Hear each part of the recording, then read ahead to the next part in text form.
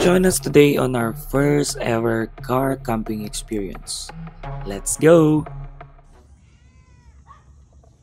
Ang tagal-tagal na nga talaga naming nagpaplanong mag-car camping. Dito na nga, sa wakas at matutuloy na rin. So, we gathered some few camping equipments plus gamit sa bahay. Kaya tara, dito sa HD Mountainville, which is located along Marcos Highway, Taloy Sur, Tuba, Benguet. 20 minutes away lang ito from Baguio. So, pagkadating namin, nag-setup na kami kaagad. This is just a very simple setup.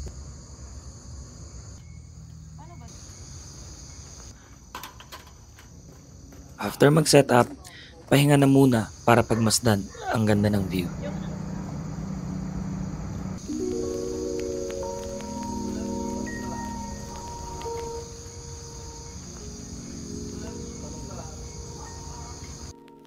Welcome guys sa first ever car camping experience natin.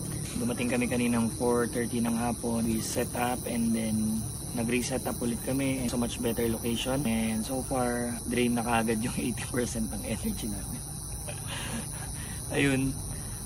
Mag-merienda muna kami. And then, let's see kung ma-survive namin tong gabing ito. Uwi na ako. Siyempre, pray muna before meal. Cheers!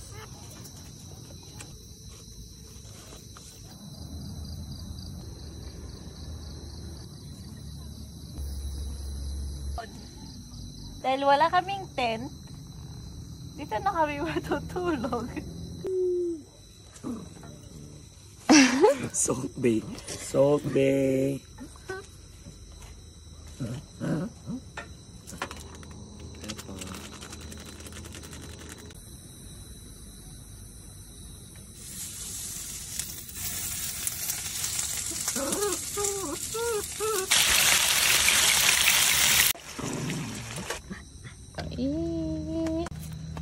One, go. Yum!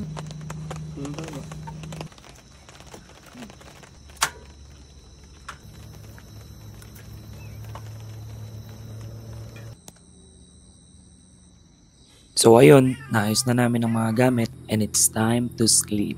Here's the update. Super siksik kami dito. So, anong dito? Verdict. Ang hirap ng ganito, pick up. Siyempre, kailangan may tent tayo. Kaya kailangan namin ng tent. Nature hike, Decathlon, baka naman. So, ayun lang. North Face, baka naman. North Face. Ayun lang. Ito, as in, bit-bit pa namin to galing sa kwarto na isa. Para lang, hindi kami lamigan.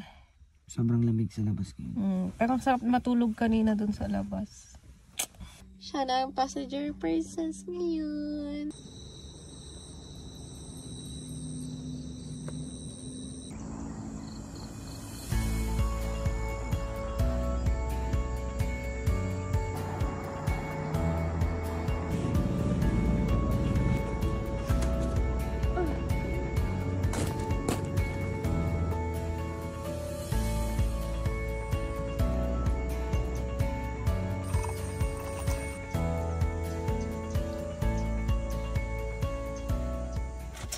Overall, as first-timers, nag-enjoy pa rin kami kahit na maraming hassle, pero iba talaga eh. May kakaibang peace pag nag-camp ka.